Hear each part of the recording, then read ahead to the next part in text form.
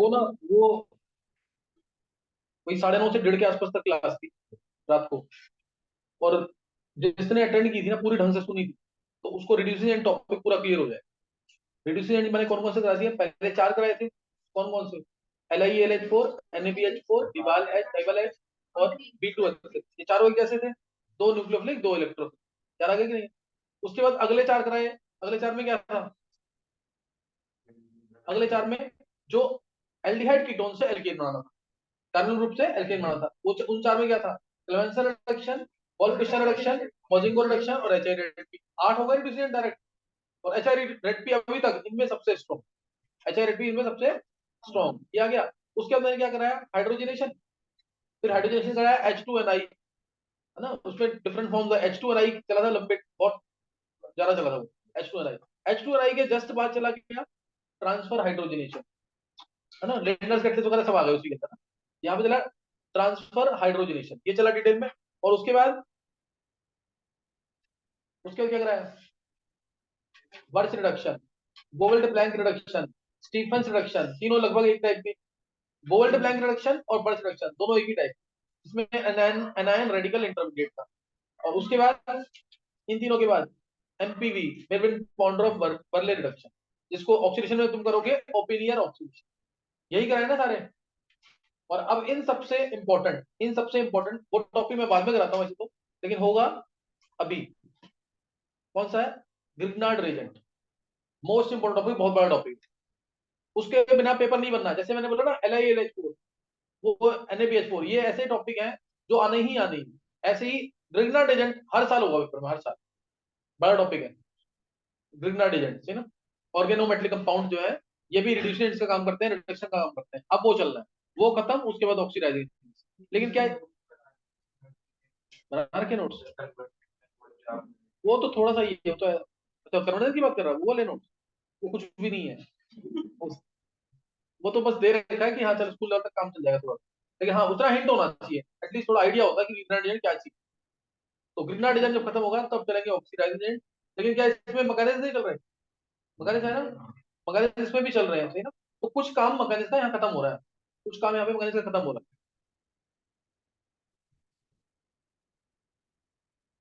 चलो अभी नोट करना जल्दी से, गिब्स एनर्जी चेंज। ये मैं तुम्हें बोल रहा हूँ ना, ये चैप्टर मोस्ट इंपोर्टेंट चैप्टर्स है जो चलेंगे अब। कौन कौन से? इक्विलिब्रियम, पहले तो थर्मोडायनामिक्स ये, फिर equilibrium, chemical equilibrium, ionic equilibrium, उसके बाद रिडॉक्स चलेगा, और फिर पी ब्लॉक। फिर पी ब्लॉक, हाइड्रोजन और एस ब्लॉक जो है, जब तक ऑफिशियली नहीं आएगा कि एडवांस में है कि नहीं, तो भी मैं तुम्हें लेक्चर दूंगा उसके। फिर होगा तो बाद में करवा दूँ, सही है? चलो अभी नोट करना है। Delta G, Gibbs free energy. Gibbs free energy,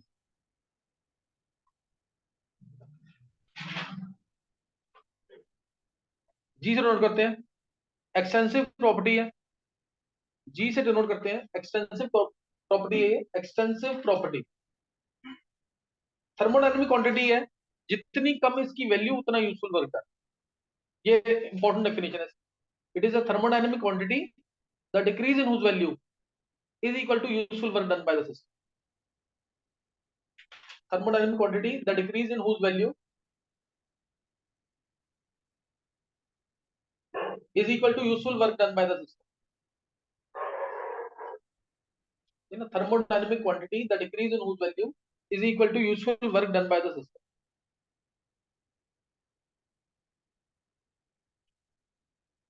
यहां से तो जरूर पढ़ना है, क्योंकि ये स्कूल लेवल का काम है, तो स्कूल के क्वेश्चन काफी आते हैं। Thermodynamic quantity the decrease in whose value is equal to useful work done by the system. तो ये जी है। और यूजफुल वर्क जो होता है हमेशा नॉन एक्सपेंशन वर्क होता है, ध्यान रखना। P delta we useful work नहीं है। पी डेल्टा वी, जिसमें वॉल्यूम चेंज हो रहा है, वो यूजफुल वर्क नहीं होता। कौन सा वर्क यूजफुल वर्क मानते हैं? Non expansion work. Work of non expansion is work useful. Work of non expansion is work useful.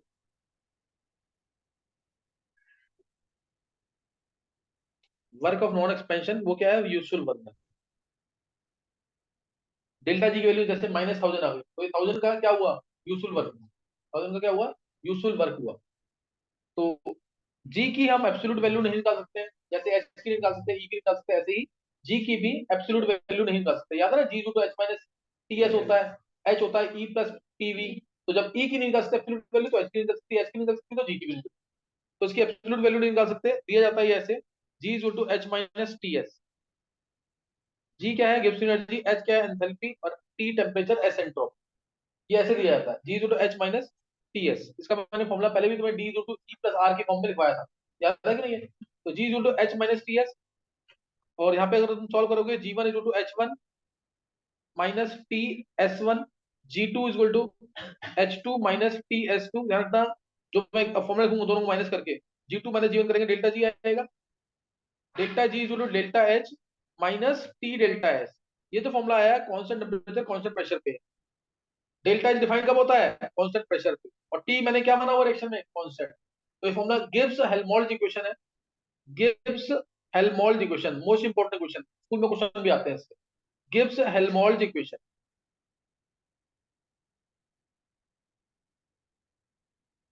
Gibbs Helmholtz equation formula कब वैलिड है,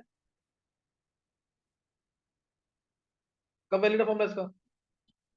constant temperature constant pressure, delta H defined होता है ना constant pressure पे, और T है ही constant, तो इसलिए कांस्टेंट प्रेशर कांस्टेंट टेम्परेचर पे ये फॉर्मूला डिफाइंड है।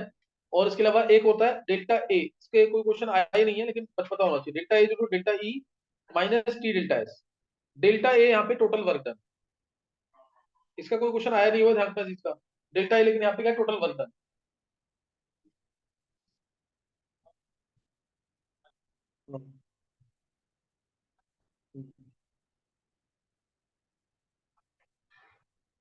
डेल्टा यहाँ पे क्या टोटल वर्क डन, याद रहेगा कि नहीं? इसका ज्यादा यूज नहीं आएगा, इसलिए ध्यान नहीं देना है। Delta E internal energy change है, डेल्टा एंट्रोपी चेंज है। अब डेल्टा जी का एक फॉर्मूला और दिया जाता है for reversible and irreversible reactions, delta A G का, डेल्टा जी का एक फॉर्मूला और है, क्या है, delta G naught, standard Gibbs energy change. Delta G naught क्या है, standard Gibbs energy change. One bar pressure है, केल्विन टेम्परेचर, टेम्परेचर चेंज भी कर सकते हैं, जो डिफाइंड है वो 290 केल्विन।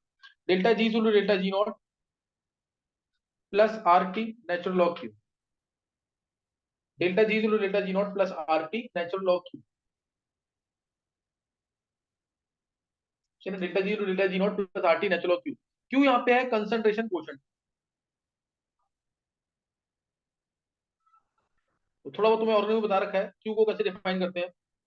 क्यू या इक्विलिब्रियम कांस्टेंट कोशेंट, मान लो कोई गैसियस रिएक्शन है, N2 plus 3H2 gives 2NH3, gaseous reaction है पूरी, गैसियस या आयनिक रिएक्शन में ही वैल्यू पुट करनी है।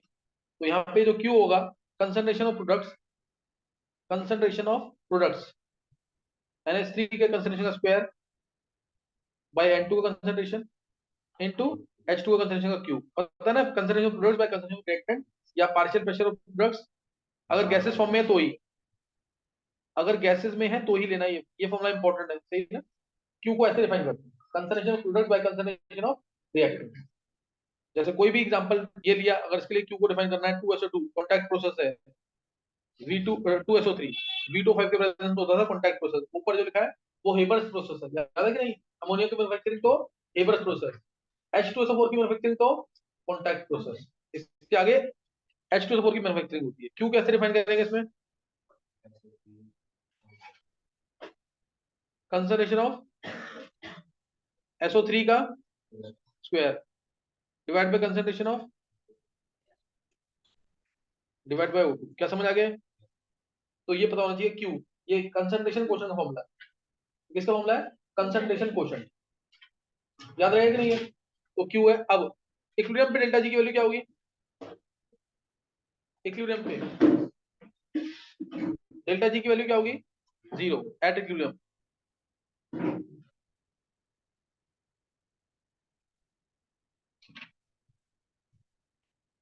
नोट कर लेना यहाँ तक,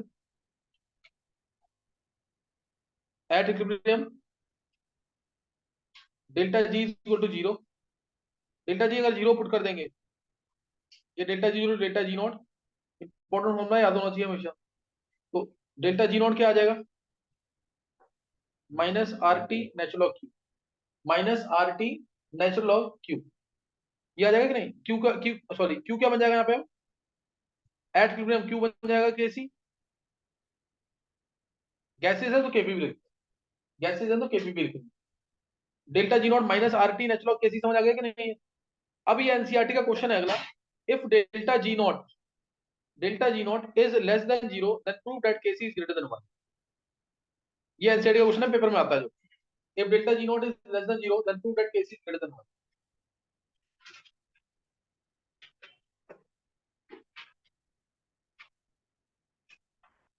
प्रूव करो उसको, देखिए तो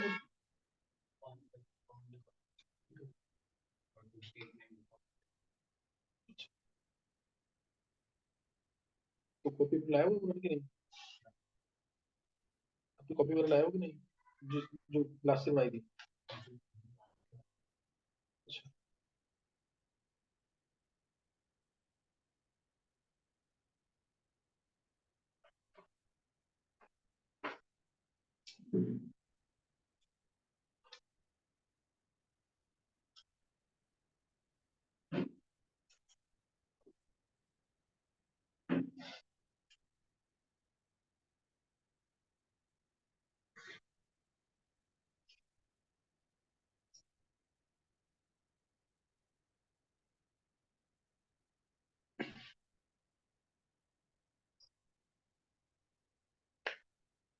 हेलो, आप तो, हाँ हाँ बोलो बोलो।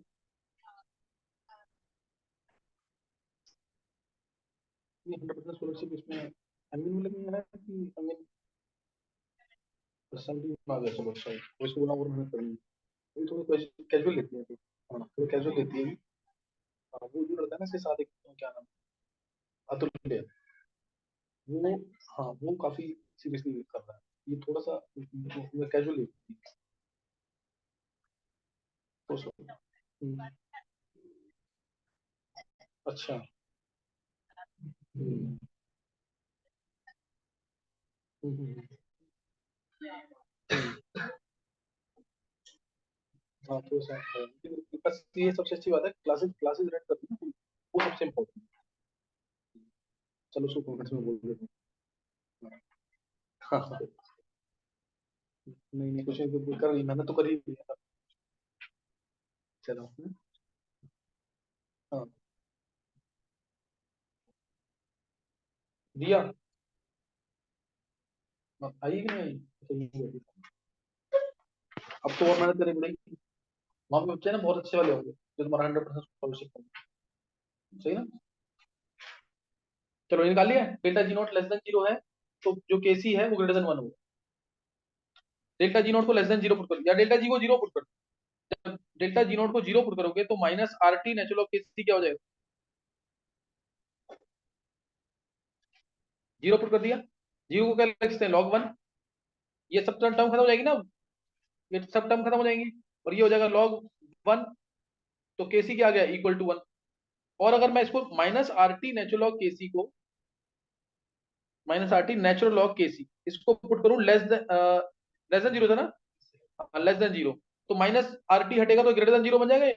आर टी तो जीरो हो जाएगा लेकिन माइनस साइन लगा हुआ है तो उल्टा हो जाएगा, तो log KC is greater than zero आ जाएगा। और जीरो क्या होता है, तो केसी आ गया ग्रेटर देन। समझ आया कि नहीं है? केसी क्या आ जाएगा, ग्रेटर देन। तो ये ध्यान रखना, KC will be greater than one. तो ये कर लोगे ना प्रूफ, 1 मार्क में आता है प्रूफ इसका, delta G not is less than zero then prove that KC is greater than one. तो ये तुम्हें पता होना चाहिए इसके अंदर। अच्छा नेक्स्ट अब है, नेक्स्ट नेक्स्ट आएगा, दो डेरिवेशन है। ये तो मतलब छोटी डेरिवेशन थी, एक नेक्स्ट डेरिवेशन जो है वो है एक spontaneity in terms of free energy change. Spontaneity in terms of free energy change, पहले ये डेरिवेशन करेंगे फिर दूसरी। Spontaneity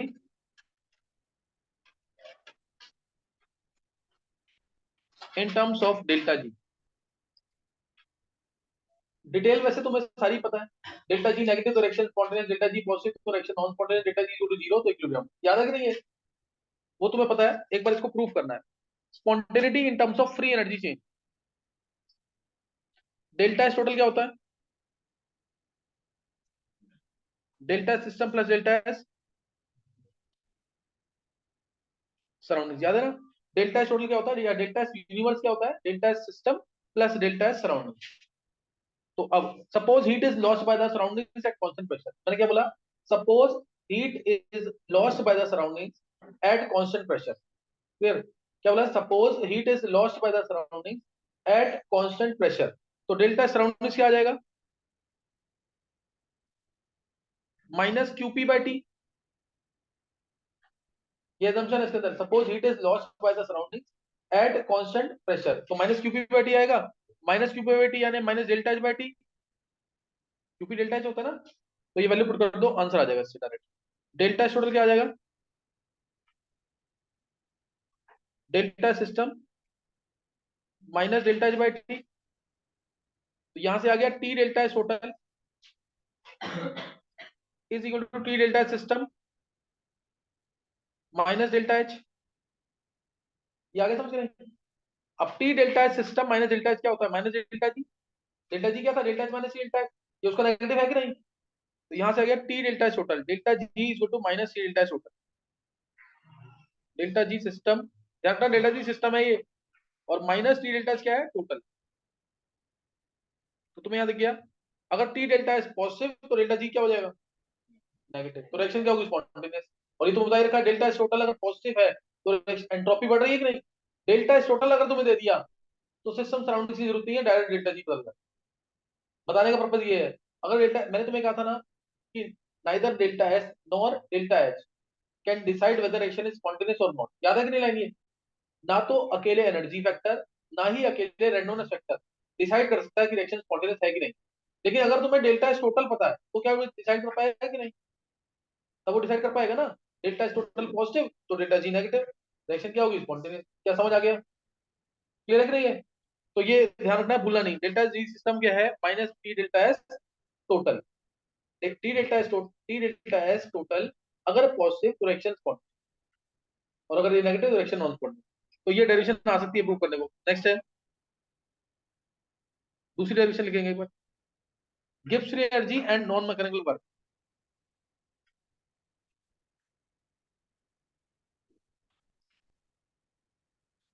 and non mechanical work,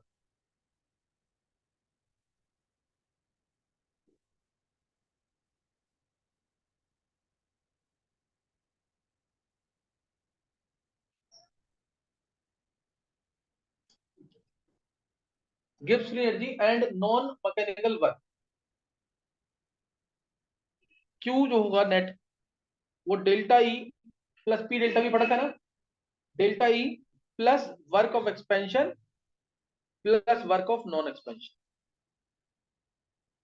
Q का नेट हीट चेंज का फॉर्मूला क्या होगा, नेट हीट चेंज का फॉर्मूला क्या होगा, internal energy change plus work of expansion plus work of non expansion, जिसको हम नहीं ले रहे थे, नॉन एक्सपेंशन को नहीं ले रहे थे, लेकिन नॉन एक्सपेंशन ही क्या होता है, वर्क यूजफुल, वो भी प्रूव हो जाएगा। नॉन एक्सपेंशन वाला जो वर्क है वही क्या था, वर्क यूजफुल। तो यहां से क्यू जो आ गया delta E plus work of expansion होता है P delta V plus work of non expansion plus work of non expansion. तो delta E plus P delta V क्या होता है, प्रेशर कांस्टेंट है, डेल्टा हो जाएगा, ये क्या होगा, delta H plus work of non expansion,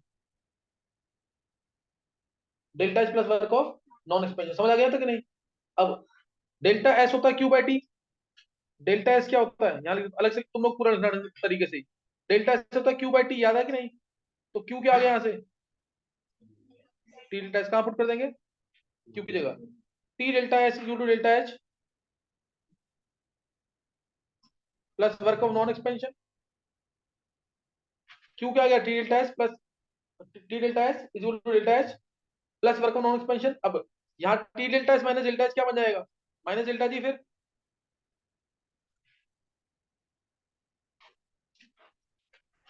ये क्या बन गया यहाँ से, work of non expansion is equal to minus delta G, minus delta G is equal to work use, ये लिख देना जरूर, ये पता होना चाहिए, ठीक है ना। वर्क ऑफ नॉन एक्सपेंशन ही क्या है, वर्क यूजफुल है, ये याद रखना है। Work of expansion work useful नहीं है, अगर वॉल्यूम चेंज हो रहा है तो यूजफुल वर्क नहीं है वो। वर्क यूजफुल कौन सा वाला है, जो नॉन एक्सपेंशन वाला, जो नॉन एक्सपेंशन है, यानी एक एनर्जी दूसरी फॉर्म में कन्वर्ट हो रही है बस। वही वर्क यूजफुल होता है, वही वर्क यूजफुल है। एक्सपेंशन वाला वर्क वर्क यूजफुल नहीं है। दोनों डेरिवेशन क्लियर हो गई कि नहीं है? तो दोनों डेरिवेशन करनी है। नेक्स्ट, नेक्स्ट अब डेल्टा जी के ना conditions for process to be spontaneous, different conditions for a process to be spontaneous, different conditions for a process to be spontaneous. Water process there different conditions for a process to be spontaneous. तो उसके लिए तुम्हें पता है delta G joule delta minus C delta S है, delta G joule delta minus T delta S है, ये है। अब पहला केस, फर्स्ट केस लेंगे जब delta H and T delta S both are positive. जैसे निष्ठा ने सारे नोट्स पहले से बना रखे हैं और फिर वो लेक्चर सुन रही है, याद करो ना साथ। तो ऐसे और किसी ने किया हुआ? अच्छा, एक तो मैं करता हूँ, एक मोदित ने भी करता है नोट्स पहले से। हाँ, मैं बना रही हूँ। अच्छा, भी बना रहे हो, बना के रखोगे फिर सुनोगे ना तो ज्यादा अच्छा रहेगा, सही से याद हो जाएगा। अच्छा, नोट करना अभी। Delta G zero delta minus C delta होता है। पहला केस है delta H and T delta R positive, दोनों के दोनों पॉजिटिव है। तो इसमें केस क्या बनेगा? Delta H greater than T delta S पहला, यानी डेल्टा एच अगर 10 है और टी डेल्टा एस 5 है तो डेल्टा जी क्या आएगा? क्या आएगा delta G? Positive. Reaction spontaneous की नॉन स्पॉन्टेनियस? Non spontaneous. दूसरा case, delta H less than T delta S है तो डेल्टा जी क्या आएगा? नेगेटिव। रिएक्शन क्या होगी अब? स्पॉन्टेनियस। तीसरा case, delta H equal to T delta S आएगा तो डेल्टा जी जीरो, रिएक्शन क्या होगी? इक्विलिब्रियम में। ये केस समझ आ गया कि नहीं? और अगर डेल्टा एच, ये समझ आ गया कि नहीं है? अगर दोनों को नेगेटिव कर दे, यही कर दो नेगेटिव, अगर दोनों को नेगेटिव कर देंगे तो उल्टे केसेस हो जाएंगे कि नहीं? Delta G equal to delta H minus delta S है, अब दोनों को कर दिया नेगेटिव, दोनों नेगेटिव है, ध्यान रखना, बोथ नेगेटिव। बोथ मतलब डेल्टा एच और टी डेल्टा एस। अब इसमें पहला केस, नेगेटिव में डेल्टा एच बड़ा है then T delta S, negative में बड़ा है, यानी डेल्टा एच -10 है और टी डेल्टा एस -5 है तो डेल्टा जी क्या आएगा? नेगेटिव। तो रिएक्शन क्या होगी? स्पॉन्टेनियस। क्या समझ आ रहा है? B part, delta H less than T delta S तो डेल्टा जी क्या आ जाएगा? पॉजिटिव। रिएक्शन क्या होगी? Non spontaneous. Third part, delta H equal to T delta S है तो डेल्टा जी क्या हो जाएगा? जीरो। रिएक्शन क्या होगी? इक्विलिब्रियम में। रिएक्शन कहां पे आएगी? इक्विलिब्रियम में। क्या क्लियर हो गया है? अच्छा, अब ये थर्ड केस नोट कर लिया पूरे? ये समझ आ गया कि नहीं? बहुत इजी पार्ट है, समझ आ जाना चाहिए। थर्ड केस, डेल्टा एच मान लो नेगेटिव है और टी डेल्टा एस है पॉजिटिव। डेल्टा एच नेगेटिव है, T delta S third case है, तब डेल्टा जी क्या आएगा? इसमें क्या केसेस लेंगे कि एक ही केस बन रहा है? Delta H negative, T delta S positive, इसमें तो एक ही बनेगा ना। डेल्टा एच नेगेटिव है, टी डेल्टा एस पॉजिटिव, तो ऑलवेज नेगेटिव आएगा कि नहीं? Reaction always spontaneous, reaction always spontaneous. Fourth case, delta H positive, reaction endothermic है और टी डेल्टा एस नेगेटिव, तब क्या होगा? डेल्टा जी क्या आ जाएगा? Positive. Reaction always non spontaneous. क्या ये केस समझ आ गए? इसमें समझ आ गए चारों केसेस कि नहीं? पेपर में जैसे क्वेश्चन आया हुआ है इसके, आईआईटी में, मेंस में, मेंस में भी पूछा हुआ, नीट में भी पूछा हुआ है। रिएक्शन इज ऑलवेज इम्पॉसिबल तो डेल्टा एस क्या होंगे? Sign. Reaction is always, for reaction to be always impossible, या रिएक्शन एंडोथर्मिक हो और एंट्रोपी फैक्टर भी फेवर ना करे, यानी कौन सा केस? ये वाला केस। समझ आया कि नहीं? Condition for reaction to be always impossible, impossible कब होगी? जब डेल्टा एच पॉजिटिव हो और टी डेल्टा एस नेगेटिव। क्या क्लियर है ये? दूसरा case, condition for reaction to be always spontaneous, delta S negative, T delta S positive, उल्टा हो जाएगा। Condition for reaction to be always irreversible, to be always irreversible,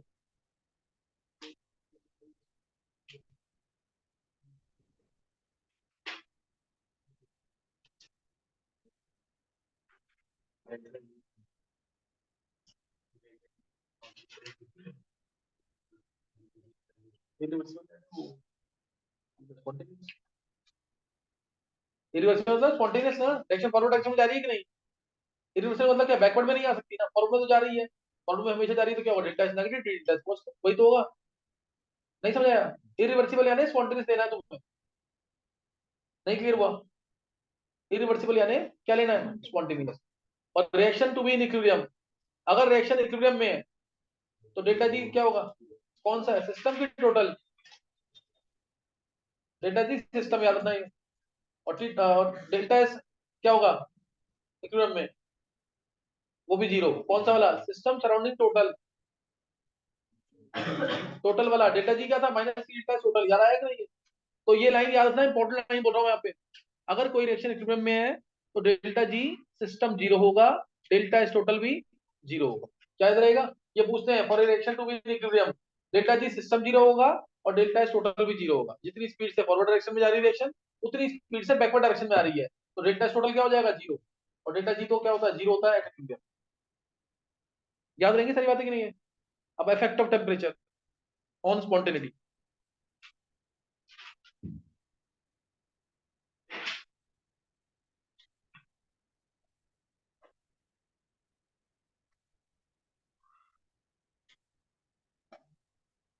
effect of temperature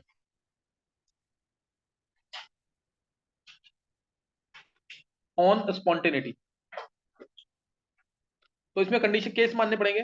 पहले reaction लिया मैंने, suppose एक्सोथर्म endothermic लेते हैं, उसमें समझाना इजी रहेगा। एंडोथर्मिक रिएक्शन अगर डेल्टा एस क्या होगा,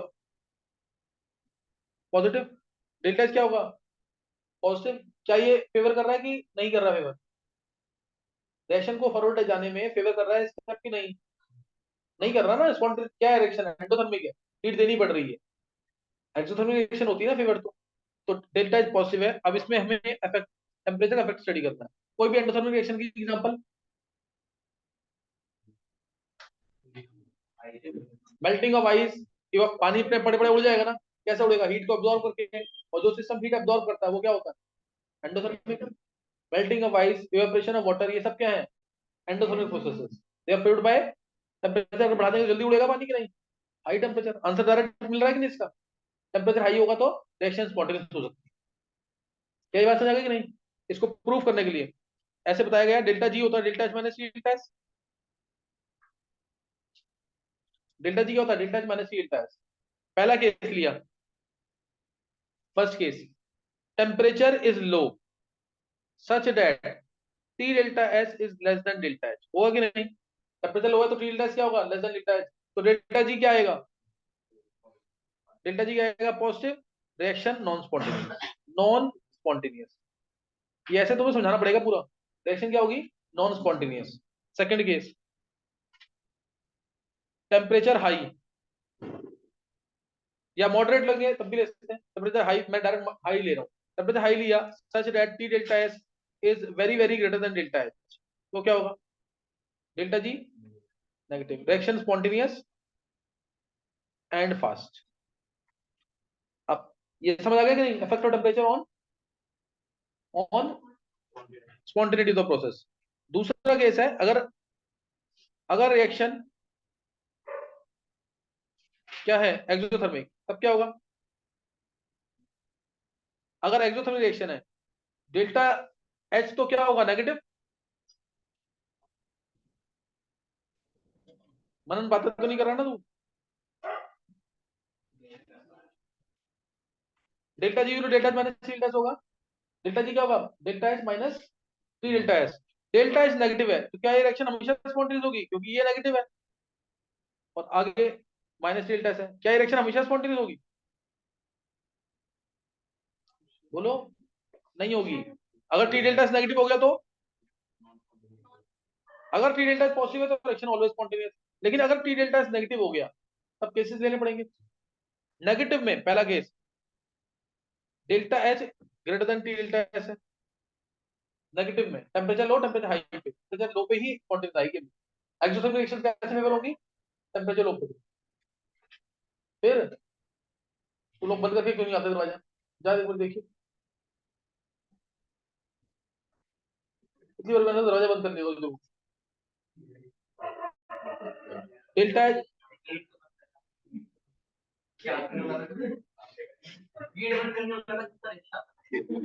यही खेलना चाहता था। तो अभी समझ आ गया कि नहीं है? ये समझ आ गया कि नहीं? थ्योरी वाला पार्ट भी नोट करना है। तुम्हारे पास बहुत सारे नंबर करवाने हैं इसके साथ, है ना? इसके नंबर काफी हैं जो करवाने हैं। नोट करना है पर स्टेटमेंट जल्दी से, सेकंड लॉ की statements of second law.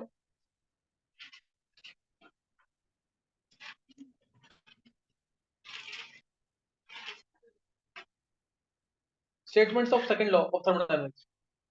Main statement क्या है इसकी? Entropy, entropy, entropy of the universe is continuously increasing.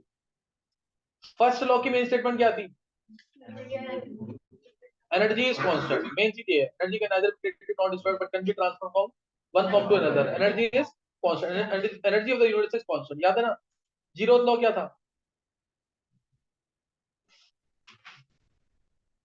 दो सिस्टम अगर थर्मल इक्विलिब्रियम में, जैसे ए और बी, दो सिस्टम थर्मल इक्विलिब्रियम में, और उनमें से जैसे ये ए है, ये बी है, ये दोनों थर्मल इक्विलिब्रियम में, बी के, है ना?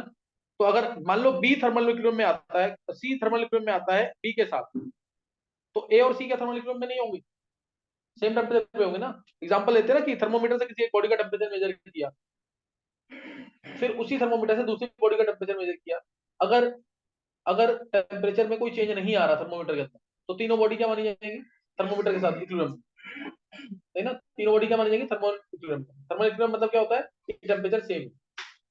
ये जीरोथ लॉ था। स्टेटमेंट ऑफ सेकंड लॉ, पहली स्टेटमेंट क्या थी? फर्स्ट स्टेटमेंट नहीं, वो तो मेन स्टेटमेंट है, entropy of the universe continuously increasing. कौन सा बोल रहा है? Increasing entropy continuously increasing, second law की स्टेटमेंट है। All spontaneous processes are thermodynamically irreversible, पहली statement. All spontaneous processes are thermodynamically irreversible, है ना? All spontaneous processes are thermodynamically irreversible, ये पहली स्टेटमेंट है। All spontaneous processes are thermodynamically irreversible, वो naturally occurring भी हो सकते हैं।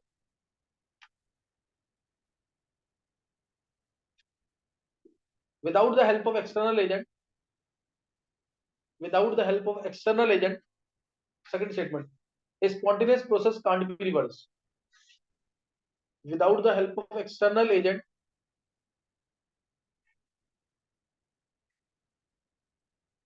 without the help of external agent a spontaneous process can't be reversed, without the help of external agent a spontaneous process can't be reversed, you know? The third statement, all the heat produced, all the heat produced can't be completely converted into work, all the heat produced can't be completely converted into work। इसीलिए efficiency कैसे दी जाती है? Important formula है, NEET में पूछा हुआ है, 2007 में पूछा फॉर्मूला ये। All the heat produce can't be completely converted into work. Efficiency का फॉर्मूला क्या होगा? Delta ji by delta H. Delta ये आउटपुट बाय इनपुट होती है ना एफिशिएंसी हमेशा, output divide by input.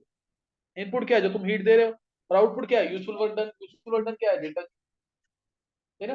Output क्या है? यूजफुल वर्क डन, वो क्या है? Delta ji by delta H. Formula याद रखना जरूर। Delta G by delta H क्या है? एफिशिएंसी का फॉर्मूला। एफिशिएंसी का फॉर्मूला कितनी स्टेटमेंट लिखवाई है मैंने? एक मेन स्टेटमेंट लिख दो, entropy of the universe continuously increasing. Entropy of the universe is continuously increasing, क्या याद रहेगा? नेक्स्ट, थर्ड लॉ की स्टेटमेंट लिखो। थर्ड लॉ, ये पेपर में पूछते हैं, पेपर, ये पेपर में जरूर पूछी जाती है। Third law of thermodynamics,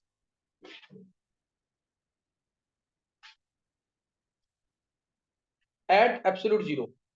absolute zero है ना, कौन सा टेम्परेचर? जीरो केल्विन है, 0 degree Celsius. At absolute zero, at absolute zero entropy of all crystalline substances, crystalline में कौन कौन से आ गए, आयनिक, मॉलिक्यूलर, कोवेलेंट, मेटेलिक, सारे आ गए इसके अंदर, एमॉर्फस वाले नहीं आएंगे बस, है ना। At absolute zero entropy of all perfectly crystalline substance,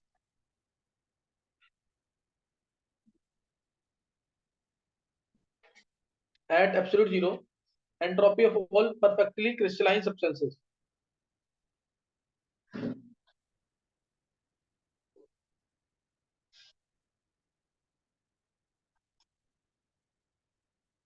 is taken to be zero, is taken to be zero,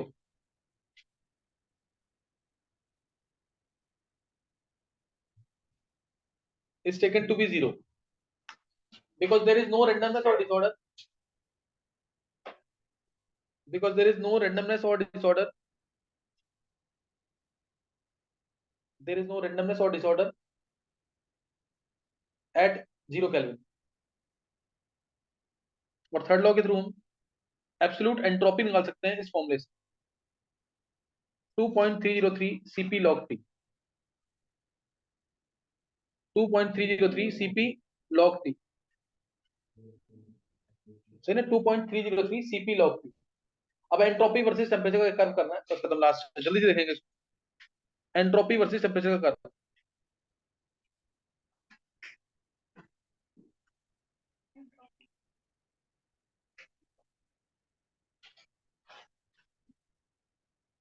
entropy versus temperature का कर्व, जीरो से स्टार्ट किया है, ये है सॉलिड, एक सॉलिड से होता है दूसरे सॉलिड में भी कन्वर्ट होता है, तो भी एंट्रोपी चेंज होती है, यानी जैसे डायमंड ग्रेफाइट में कन्वर्ट हो रहा है तो भी एंट्रोपी चेंज होगी, ग्रेफाइट से डायमंड बन रहा है तो एंट्रोपी कम हो जाती है। तो यहाँ पे है टीएफ, फ्यूजन टेम्परेचर, ये वेपराइजेशन टेम्परेचर, ये कोई भी टेम्परेचर होता है टी, ये कोई भी टेम्परेचर होता है टी, और इस वर्टिकल लाइन में क्या होगा, सेम टेम्परेचर है तो बोलेंगे फेज चेंज हो रहा है, सेम टेम्परेचर है टीवी तो क्या होगा, फेज चेंज होगा, सेम टेम्परेचर तो क्या होगा, फेज चेंज होगा। तो यहाँ पे डेल्टा एस कैसे दिया जाएगा, इनिशियली टेम्परेचर चेंज हो रहा है, टेम्परेचर चेंज हो रहा है, याद है कैसे दिया था, क्यू बाय टी, और इंटीग्रेशन कहां से, जीरो से टीएफ, याद है कि नहीं, ये बताया हुआ स्टार्टिंग में, जीरो से टीएफ, और क्या आएगा, सीपी, सॉलिड था, सॉलिड डीटी बाय टी, क्या क्लियर है ये, ऐसे ही न्यूमेरिकल निकालना है, एन की वैल्यू 1 ले रहे हैं, 1 मोल फॉर 1 मोल, सीपी डिफाइन होता है ना, 1 मोलर, मोलर हीट कैपेसिटी होती है, तो CP DT by T plus, यहां से यहां तक जीरो से टीएफ तो हो गया, अब यहां से यहां तक टीएफ से कितना है, टीएफ सेम टेम्परेचर है टीएफ, तो delta H fusion by TF, उससे अगला क्या होगा, अब कहां से कहां जा रहा है टेम्परेचर, एक मैं एक्सप्रेशन और लिख रहा हूं, बाकी तुम खुद लिखना, टीवी से, नहीं सॉरी, टीएफ से जाएगा ना, टीएफ से TV, CP liquid DT divide by T plus delta H vaporization by T, फिर जाएगा टीवी से टी, फिर जाएगा टीवी से टी, तो प्लस सीपी गैस में आ जाएगा, DT divide by T plus delta H by T, यहां तक करना एक्सप्रेशन, ये इसके न्यूमेरिकल्स होंगे आगे, वो तो जब तुम्हें कराऊंगा ध्यान से करना, इंपॉर्टेंट न्यूमेरिकल्स है, एनसीईआरटी में भी दे रखे।